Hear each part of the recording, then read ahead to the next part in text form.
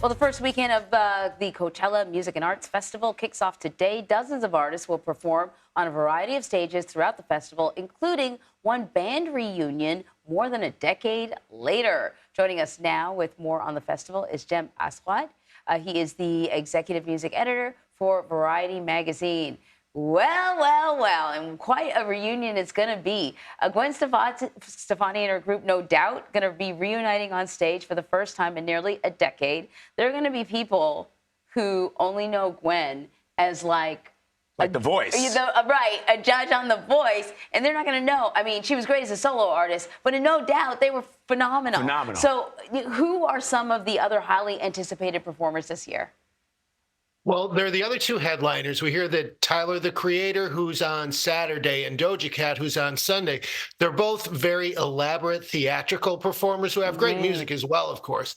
But we're expecting very big and unusual things from their shows. No Doubt is, of course, a huge deal. And tonight, you've got Lana Del Rey. Now, there's been a lot of speculation about Taylor Swift. She and Travis Kelce are America's first couple are going to be at Coachella. So there's speculation about who, if anyone, Taylor might perform with.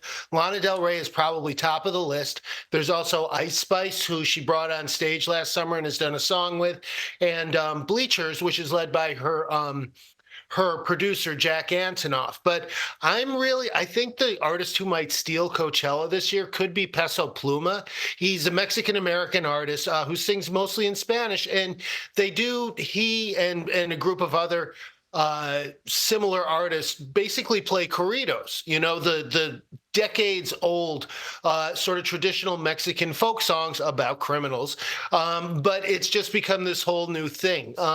So that's going to be very exciting. I also think a female singer named Chapel Roan, who put out her first album, her first full album last year. I saw her at New York's Webster Hall, and I knew her music a little bit, but I mean, the crowd was going crazy. She was fantastic, and her songs are co-written with Daniel Nigro, who worked with Olivia Rodrigo on almost every song she's ever recorded. So those are several acts right there, and it's all live streaming. The whole thing is live streaming. I'm going to be in front of my laptop all weekend.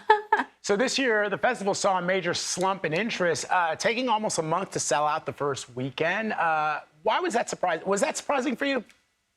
It was, but not all of these things last forever. And there wasn't, for instance, last year, Frank Ocean was playing. Frank Ocean hadn't played in 7-8 years or something like that. And that ended up being a bit of a debacle. He didn't quite put on the show that he intended to. People reacted negatively about it.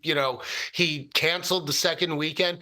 There isn't quite the galvanizing performance. I mean, these are all great artists, but it's not like you're going to see Prince. Okay.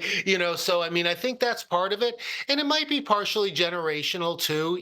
I mean, it's like Coachella has been America's biggest festival for 20 some years.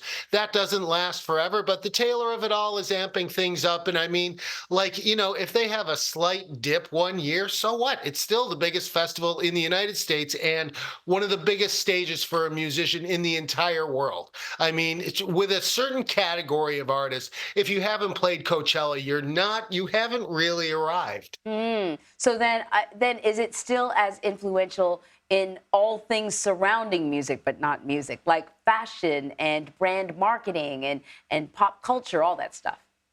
Sure. Those things always, dip and, go away and come back a little bit. There are people getting upset that it was too commercialized, but it is still an enormous cultural event, especially in the music world. I haven't been for years, but it's people gather backstage, people meet up with their friends there, people stay together. It really is kind of a reunion in a lot of ways. And for younger people, it's something that they've probably been hearing about doing, something they've been hearing about since they were very, very little. So it's a rite of passage. It's all those things, Jem, real quick before we let you go, I've always felt like Glastonbury is, to me, the premier pop festival in the world. I don't know. If you just had to compare the two, which would you say has more of an influence? More of an influence. It is tough to say. In the States, I would say it's Coachella, because Glastonbury, yes, is probably the biggest one in the world. Although I'd argue for Coachella as well. Glastonbury is a bit bigger. They tend to get you'd be more likely to see a David Bowie when he was alive, or Adele, or somebody headlining. And it's a bit more all encompassing, but it's not quite. People don't come out on stage and jokingly say, Yeah. "Good evening, Glastonbury." They say, "Good evening, Coachella." That's true. Jem, thank you very Thanks, much. Jem. Thank you.